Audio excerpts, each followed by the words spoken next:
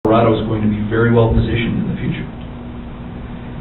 And, I like to end on this because, I think this really sums up where the industry is. And, I like to throw this out there because I recommend the entrepreneurs looking for financing find patience.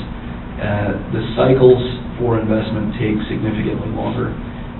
Due diligence is greater. And, I think that's a great thing. The entrepreneur might argue that, it's so time consuming, but ultimately, what we do is we invest in management teams and technology, and we become partners. And if you go back 2 years ago, when everyone was just throwing money at whatever deal they saw, you would see a company come out, they would start their fundraising, and in 3 weeks they had closed.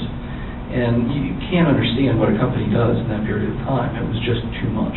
So, there's been a balance that's been reached in the marketplace.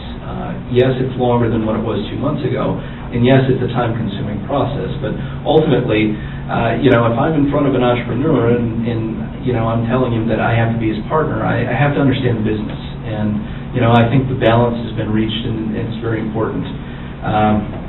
This is something that people don't like to hear, but it's the reality. There's up to an 85% decrease for the valuation of companies. I've seen companies go out trying to raise at $100 million as a valuation, and they've settled on 15. That's a tough number, but ultimately, was it overpriced to begin with? Well, that's certainly the case. Was it undervalued when it was ultimately funded?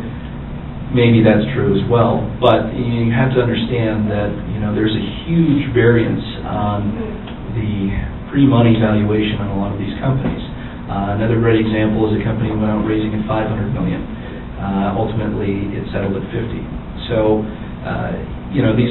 these are tough times, but it's about finding the right partners that will stick with you. And to Mike's point, there's always flaws in an early-stage company. It's about identifying those flaws and being able to be a good partner and back the management team.